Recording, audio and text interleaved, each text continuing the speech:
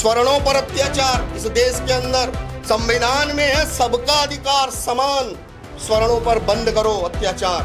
देखिए, स्वर्णों पे अत्याचार बंद हो या ना हो वो एक अलग मुद्दा है, लेकिन यहाँ पे सर आप किसी नहीं, अलग क्यों मुद्दा है? बंद क्यों नहीं होना चाहिए? मैं आपको बता, आप ये बताइए, मेरे घर का बच्चा अगर रिजर्वेशन की वजह से डिप्रेशन में सुसाइड कर लेता है तो बंद क्यों नहीं होना चाहिए? अलग मुद्दा कैसे हो गया? तुम दलाल हो गया, मोदी ने खरीद रखा है तुम्हें। देश की आवाज बनो, देश के युवाओं की पहचान बनो। मीडिया का मतलब है सच और आईना सबके सामने रखना। तो दलितों की जनसंख्या कितनी है? वो तो करोड़ों में है। तो फिर भी ये रिजर्वेशन से नहीं कभी नौकरियां दे पाएंगे। भाई, जब आप खुद नौकरियां नहीं दे पाओगे तो ऐसा एक्ट क्यों लगा रखा है आपने रिजर्वेशन का? आप कहते हैं कि संविधान में अधिकार है इसलिए उनको मिला।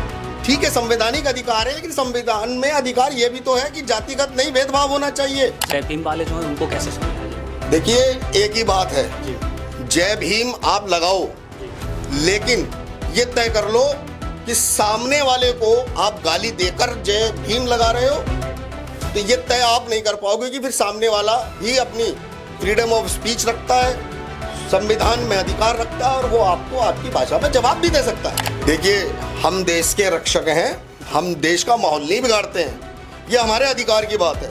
जितने तादाद आपके हैं सर, ये हमारे अधिकार की बात है, तादाद की बात नहीं है। तादाद की बात करके भीड़ दिखाकर लोकतंत्र में डराने का जो काम लोग करते हैं, हम उन्हें बहुत अच्छे से जानते हैं। हम लोग देश के रक्षक हैं, हम अपनी संपत्ति को नाश करके अपने बच्चों का भविष्य बनाएंगे क्या? सरकार और लोकतंत्र में अधिकार हमारे बच्चों का ये हमें दिया है संविधान ने। हमारे यहाँ अशांति से बात नहीं, क्रांति से बात होती है। आपने उपद्रव देखा है, अभी जंतर मंतर पे अब जो सैलाब आएगा उसमें क्रांति देखोगे।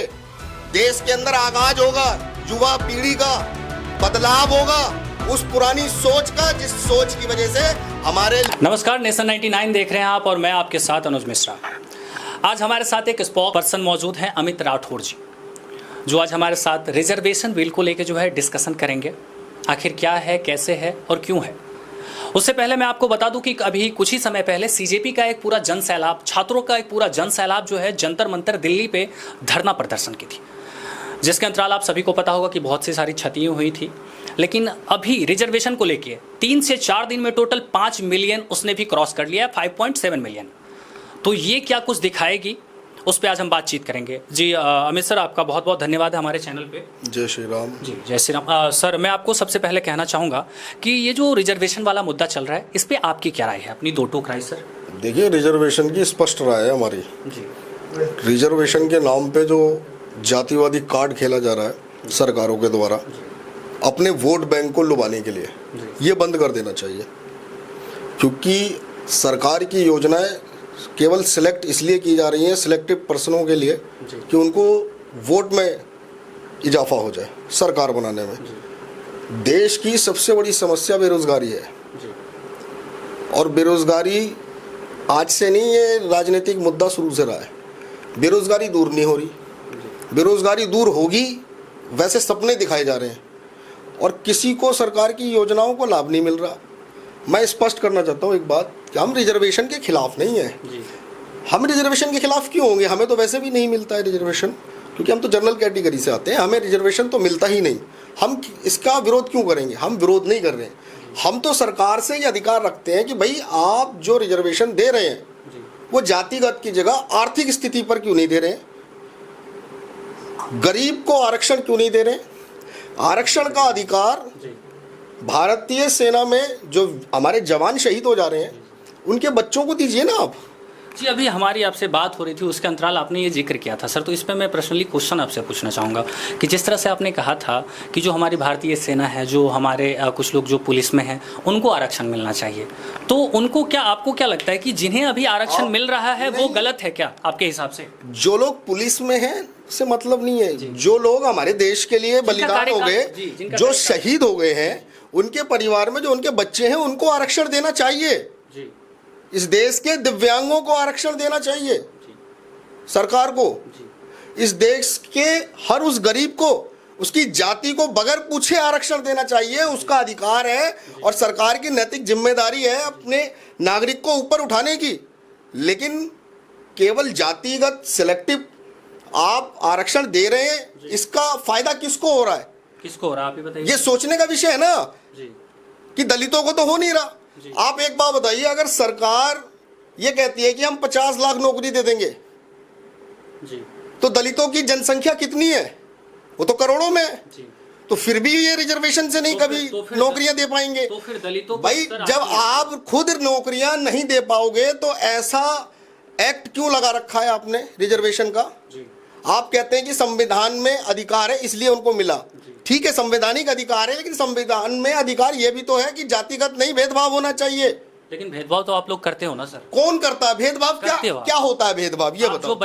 जो बड़े कास्टिज्म के लोग हैं, जो बड़े बड़े कौन उच्च है? मैं समाज खड़ा के हूं ना, हैं, मैं जो खड़ा हूं ना, जनरल में आप आते मेरे से हैं। बात कीजिए ना। जनरल बड़े में लोग आते क्या हैं। होता है? बड़े क्या लोग होता क्या है होता सर, है? बताइए। बड़े लोग तो अंबानी को जानते हैं हम, जी ये बड़े लोग हैं। नहीं, मेरा मतलब था जो जनरल में आते हैं उनकी बात। जर्नल ये तो सरकारों ने तय किया है ना, जातिगत का जो मुद्दा है। आप बताइए, सरकार हमें जर्नल कह के जी हमें उन योजनाओं से वंचित कर रही है हमारे परिवार को। ये हमारा हनन नहीं है? ये हमारे साथ द्विम दर्जे का व्यवहार नहीं है? तो आपको ऐसा नहीं लग रहा है कि आप सर रिजर्वेशन जातिवाद किसको मानते हो? किसको मानते हो जातिवाद? आप जानते ही नहीं हो कि जातिवाद क्या है। जातिवाद तो सरकार कर रही है। सरकार में जो रिजर्वेशन का लाभ ले रहे हैं वो जातिवाद का रोना रोते हैं ताकि उनका रिजर्वेशन बंद ना हो जाए। आप भी तो सर दलितों से उनका हक छीन रहे हो। हमने दलितों को हक दिया है, छीना नहीं है। कभी इतिहास को उठाना, जी हमने लड़ाइयां अपने लिए नहीं लड़ी, हमारे पूर्वजों ने। जी हमने देश को सब कुछ दिया है। आप हमसे मत कहिए हमने हक छीना है। आप हक देने के नाम पर दूसरों के अधिकारों का हनन नहीं कर सकते हैं। यहां पर हनन हो रहा है जनरल लोगों के बच्चों के साथ में। अभी जंतर मंतर में प्रोटेस्ट हुआ, वो विद्यार्थी थे, जी ऐसा वहां पर बताया गया, लेकिन हमें तो वहां पर एक भी विद्यार्थी नजर नहीं आया। सबकी लैंग्वेज आप देखो ना कैसी थी। क्या ये किसी विद्यार्थी या कौन सा स्कूल ऐसी भाषाओं को शिक्षा दे रहा है? अगर ऐसी भाषाओं को शिक्षा अगर स्कूल दे रहा है तो ऐसे स्कूलों को बंद कर देना चाहिए सरकारों को। अच्छा, ये जो मुद्दा चल रहा है सर, एक चीज़ मैं पूछना चाहूँगा आपको। ये जो मुद्दा चल रहा है, इसमें आपको क्या लगता है कि जंतर मंतर पे जिस तरह से छात्रों ने विरोध प्रदर्शन किया था, उस तरह से जनरल के लोग, कुछ जो जनरल कास्टिज्म में आते हैं, वो लोग, ऐसे लोग फिर से ऐसा जनसैलाब आ सकता है क्या ऐसा इन चीज़ों रिजर्वेशन को लेकर? देखिए, उन्होंने कैसा किया हमें मतलब नहीं, क्योंकि उन्होंने जो काम किया जंतर मंतर पे वो देश विरोधी था। हम देश के स्वर्ण लोग हैं और जिन्होंने अपना सब कुछ दिया है। आज भी आप कहीं भी चले जाना, हम ही लोग मिलेंगे और कोई नहीं मिलेगा आपको जो सच्चाई से, दिल से अपने देश के लिए कार्य कर रहा है। बाकी तो सब सरकार के राशन के लिए वोट दे देते हैं कि हमें राशन मिलेगा तो वोट देंगे। हम लोगों को तो राशन भी नहीं कोई देता सरकार में। तो फिर उन्हें कैसे समझाया जाए सर? जय भीम वाले जो हैं उनको कैसे समझाया जाए?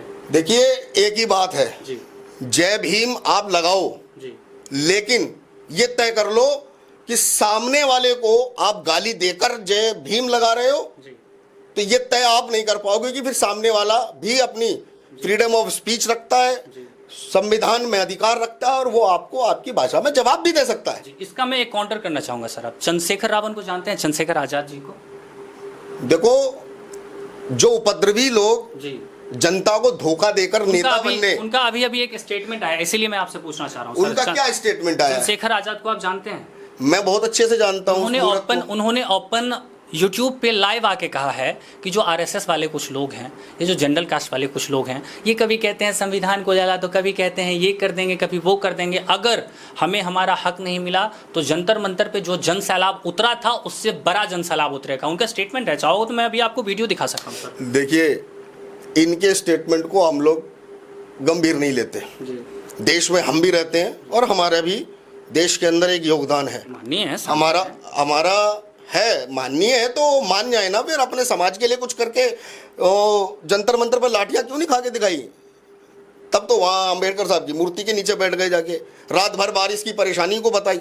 बच्चों की लाठियों की एक परेशानी का दर्द नहीं समझ में आया। सिर्फ ढोंग ढकोसले करने वाले लोग हैं ये, केवल सनातन का विरोध कर रहे हैं।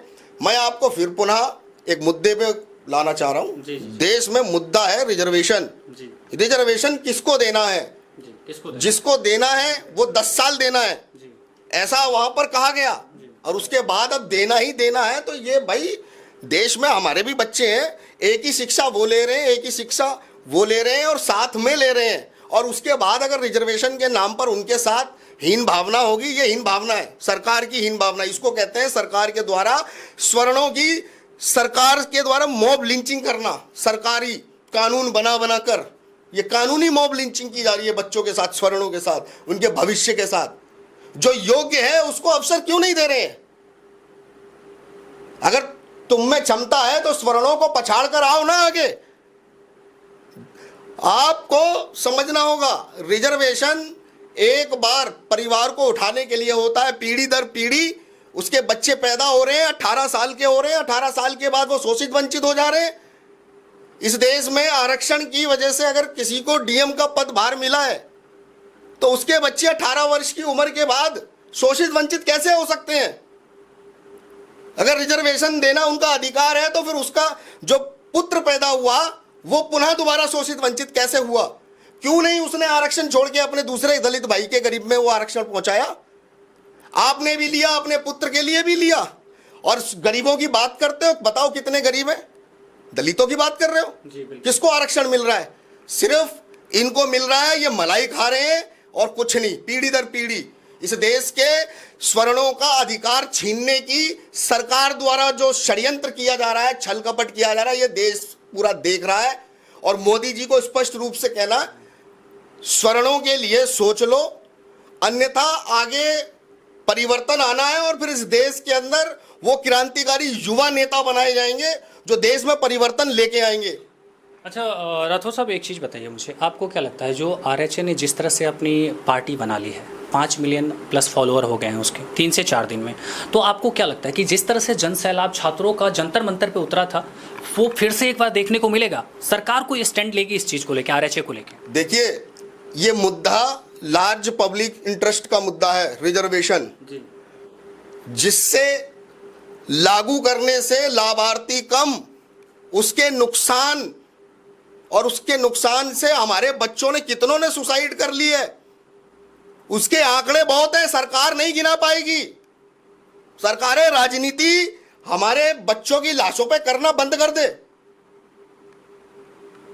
हमारे देश में संविधान और उसमें अधिकार सबका समान है, ये बताते हैं, तो रिजर्वेशन के नाम पर बंटवारे की राजनीति क्यों करवाते हैं?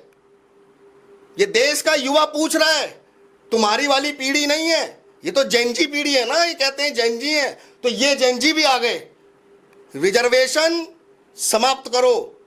केवल आर्थिक आधार पर इस देश के वीरों के बच्चों को, इस देश के विकलांगों को, इस देश के उस जरूरतमंद को जो गरीब है, जिसकी जाति ना देखी जाए, सरकार की मदद बिना भेदभाव हर नागरिक को देना, यही संकल्प होता है। फिर अभी तक कोई विपक्ष में से जो बड़े बड़े नेता हैं जिन्होंने पेपर लीक पे पूरा अपना खाना पीना त्याग के जंतर मंतर पे बैठे थे, उनका अभी तक किसी का कोई स्टेटमेंट नहीं आया, इस पे क्या कहना चाहेंगे सर? अरे, पेपर लीक के नाम पर डांस पार्टी कर रहे थे, आपने देखा नहीं? जिन बच्चों की फोटो और जिन बच्चों के सुसाइड करने के नाम पर इन्होंने प्रोटेस्ट किया, क्या ये वास्तविकता में सही निर्णय हुआ है इस देश के विद्यार्थियों के साथ? अगर बात लीक की है तो सारे बच्चों की बात करो। अब तो अभिजीत दीपके कह रहा है कि अब तो टारगेट पे यूपी है। टारगेट पे यूपी नहीं, अभिजीत के तू है। ये देश लट्ठम बत्तम तुमको मिल गई है और लास्ट में तुमको मिलेगा जवाब। केड़ा वाला याद रखना, देश के गद्दारों से कोई वो नहीं है।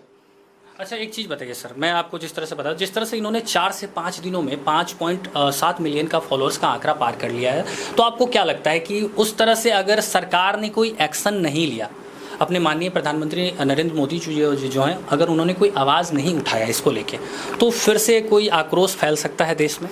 देखिए, हम देश के रक्षक हैं, हम देश का माहौल नहीं बिगाड़ते हैं, ये हमारे अधिकार की बात है। क्योंकि जितने तादाद आपके हैं सर, ये हमारे अधिकार की बात है, तादाद की बात नहीं है। तादाद की बात करके, भीड़ दिखाकर लोकतंत्र में डराने का जो काम लोग करते हैं, हम उन्हें बहुत अच्छे से जानते हैं। हम लोग देश के रक्षक हैं, हम अपनी संपत्ति को नाश करके अपने बच्चों का भविष्य बनाएंगे क्या?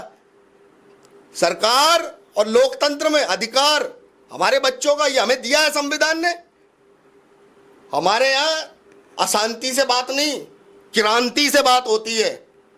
आपने उपद्रव देखा है, अभी जंतर मंतर पे अब जो सैलाब आएगा उसमें क्रांति देखोगे। देश के अंदर आगाज होगा, युवा पीढ़ी का बदलाव होगा, उस पुरानी सोच का जिस सोच की वजह से हमारे बच्चे जो सुसाइड कर गए, उनको न्याय देने का समय है और बदलाव का समय है। और इस देश का जैन जी तैयार है जो मूल रूप से अधिकार रखता है शिक्षा के अंदर बिना भेदभाव के। पूरी शिक्षा ट्रांसपेरेंसी से बिना भेदभाव के होनी चाहिए, अपनी अपनी काबिलियत और अपनी योग्यता पर अपना स्थान पाना चाहिए और सम्मान। खैरात में नहीं, सरकार की खैरात में नहीं, सरकार को तो तुम लोग बनाते हो। सरकार तुमको खैरात बांटने के नाम पर जो शोषण कर रही है और तुमसे ही तुम्हारे परिवार का अधिकार तुमसे ही मिटवा रही है, यह सरकार की सोची समझी छलकपटी राजनीति है। इस राजनीति से देश के लोगों को सावधान होने की जरूरत है। ना मोदी बचाएगा, सुन लो, ना कांग्रेस बचाएगी, ना बीजेपी बचाएगी। तुम्हारे बच्चों का भविष्य तुम बचाओगे। ना तुम कांग्रेस के चमचे बनो और ना ही मोदी के अंधभक्त बनो। इस देश के क्रांतिकारी युवा बनो। अपने देश का बदलाव क्रांति से लाया जाता है और क्रांतिकारियों ने लाके दिखाया इस देश के अंदर। अच्छा, एक चीज़ बताइए कि जिस तरह से आपने रिजर्वेशन की बात करी है, तो आपको क्या लगता है कि जिस तरह से युवा वर्ग एक्टिव हो गए हैं, जिस तरह से अपने हक की मांग कर रहे हैं, कुछ लोग ऐसे हैं जो, जैसे कि अभी मैंने आपको बताया था चंद्रशेखर आज़ाद की, उन्होंने बयान दिया है, बयानबाजी किया है। इस तरह से कोई भी जो विपक्ष के नेता है वो तो फ्रंट पे आए नहीं है, पहली बात। और आपको क्या लगता है कि इससे हमारे देश के प्रति कितनी पॉजिटिव मैसेज आएगी और कितनी निगेटिव मैसेज आएगी RHA को लेकर? देखिए, रिजर्वेशन हटाओ आंदोलन सरकारों की आंख खोलने के लिए है। ये सरकारें ध्यान रख लें, जिन्होंने शिक्षा की बात कर कर आंख फोड़ कर दिखाई है और सरकार ने अपना सर झुका के दिखाया है। हम न सरकार का सर झुकने देंगे और ना ही अपने बच्चों का अब अंत होने देंगे। सरकार बनाने वाले हम हैं और फिर उसके बाद सरकार से अधिकार लेने वाले भी हम ही होंगे। हमें किसी नेता की जरूरत नहीं है, क्योंकि नेताओं को देख लिया संसद के अंदर जिस तरीके से मौन धारण कर कर रहते हैं, जहां बोलना चाहिए वहां बोलते नहीं है। और स्वर्णों के जो नेता हैं वो कान खोल कर सुने, आने वाला समय आपको प्रतिकार मिलेगा स्वर्णों का, क्योंकि बहुत हुआ अब स्वर्णों पर अत्याचार इस देश के अंदर। संविधान में है सबका अधिकार समान, स्वर्णों पर बंद करो अत्याचार। सर देखिए, स्वर्णों पे अत्याचार बंद हो या ना हो वो एक अलग मुद्दा है, लेकिन यहाँ पे सर आप किसी नहीं, अलग क्यों मुद्दा है? बंद क्यों नहीं होना चाहिए? मैं आपको बता, आप ये बताइए, मेरे घर का बच्चा अगर रिजर्वेशन की वजह से डिप्रेशन में सुसाइड कर लेता है तो बंद क्यों नहीं होना चाहिए? अलग मुद्दा कैसे हो गया? तुम दलाल हो गया, मोदी ने खरीद रखा है तुम्हें। देश की आवाज बनो, देश के युवाओं की पहचान बनो। मीडिया का मतलब है सच और आईना सबके सामने रखना। तो फिर तो कहीं ना कहीं सर ये भी चीज़ होगा ना कि 60-80 वाला जो ये पैरामीटर था कि भाई अगर कोई SC OBC से आते हैं, अगर 60 नंबर में भी है तो उनका सिलेक्शन हो जाता है, 80 नंबर वाले को बैक कर दो। रिजर्वेशन, तो सर आप किसी एक से हक नहीं छीन रहे, युवा से भी हक छीन रहे हैं। आप SC ST पर ही अटके रहोगे, ये सरकार भी चाहती है। इसीलिए SC ST OBC जर्नल ये जो कैटेगरी बनाई है, आदमी इसी में उलझा रहेगा। सीधी सी बात, ना बनाए सरकार जाति प्रमाण पत्र, केवल एक पत्र बनाए, जाति गरीबी का पत्र। जो गरीब है उसको प्रमाण पत्र दे गरीबी का सरकार, उसको सुविधाएं दे, उसको रिजर्वेशन दे। जाति को खत्म करना है ना, तो जाति को खत्म करना ब्राह्मणवाद मुर्दाबाद नहीं है। सरकार का रिजर्वेशन जो जाति को फैला रहा है उसको खत्म करना, उसके लिए जाति प्रमाण पत्र। अगर तुमने अपनी मां का दूध पिया है, जितने रिजर्वेशन ले रहे हो, जाति प्रमाण पत्र फाड़ कर दिखाओ और सरकार का विरोध करके बताओ। बताओ, है क्षमता तुम्हारे अंदर एक में भी? क्योंकि जाति का प्रमाण पत्र जिस दिन ये फाड़ देंगे, इनको आरक्षण की एक भी सरकार की सुविधाएं नहीं मिलेंगी। धर्म बदलने के बाद भी प्रमाण पत्र जाति का नहीं फाड़ते हैं, वहां पर भी चाहिए इनको। कोसेंगे भी, खाएंगे भी। इनको कुल मिलाकर मुफ्त खोरी की आदत पड़ गई है इस देश में। अगर हमारे देश के जवानों को भद्दी भद्दी गाली देकर और उनको मारा पीटा गया, ये देश के अंदर कोई भी क्रांति नहीं है। को टारगेट किया जा रहा है, सबको टारगेट किया गया है, किसको टारगेट नहीं किया गया?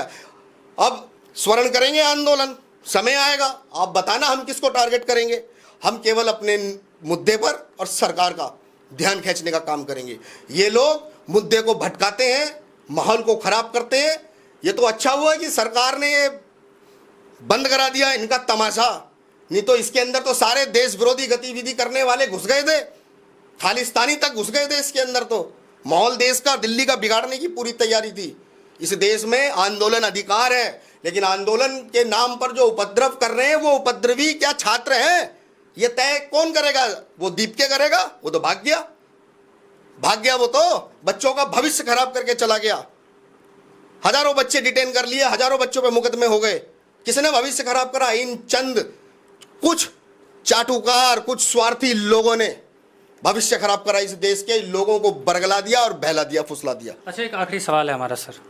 मैं एक चीज़ आपको बताना चाहता हूँ कि ऐसा नहीं लग रहा है कि एक सिर्फ ऐसे नहीं है कि जो हमारे अति पिछड़े लोग हैं, जो दलित हैं, उनसे ही हक नहीं छीना जा रहा, उनके युवाओं से भी हक छीना जा रहा है। कहीं ना कहीं उनको डिमोटिवेट करने का ये एक जरिया नहीं है सर? सवाल ये नहीं कि उनका हक छीना जा रहा है, मेरा सवाल केवल इतना है, क्या सरकार उनका हक दे पा रही है? रिजर्वेशन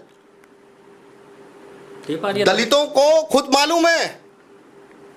अरे हमारे भाई हैं, हमारे साथ उठते हैं, बैठते हैं, हम देखते हैं कितनों को कितना लाभ मिल रहा है, और जिसको लाभ मिल रहा है वो अपना आरक्षण छोड़ नहीं रहा, दूसरे को मिल जाए। लाभ मिल नहीं रहा, फिर चंद्रशेखर आज़ाद कैसे बोल देते हैं कि अगर इसको किसी ने हटाने की बात की तो उसको रहने नहीं दूंगा, इस पे काया पलट कर दूंगा, लंबी लंबी बातें। तुम्हें चंद्रशेखर ये दलितों का नेता लगता है? नेता ही है, ऑब्वियस। किसने कह दिया नेता है? ये दलाल है, दलाल। इस देश के अंदर जो राजनीति में भेदभाव और जातिगत बीज बो रहा है, ये वो दलाल है। चलिए, बहुत बहुत धन्यवाद राठौर साहब। आप अपनी प्रतिक्रिया हमें कमेंट सेक्शन में बताइएगा कि जो हमारे साथ राठौर साहब भी मौजूद थे, उन्होंने रिजर्वेशन को लेके अपनी राय रखी है। वीडियो को ज़्यादा से ज़्यादा शेयर कीजिएगा और नेशन 99 को सब्सक्राइब कीजिएगा, और अपनी राय कमेंट सेक्शन में डाल के ज़रूर बताइएगा कि इस पर आपकी क्या राय है।